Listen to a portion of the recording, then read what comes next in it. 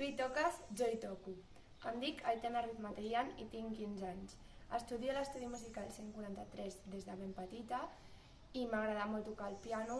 Amb el temps s'ha convertit en la meva passió, li dedico molt de temps i molta pràctica a aquest instrument i ara us interpretaré el Vals de Chopin, opus 64 número 2. Espero que us agradi.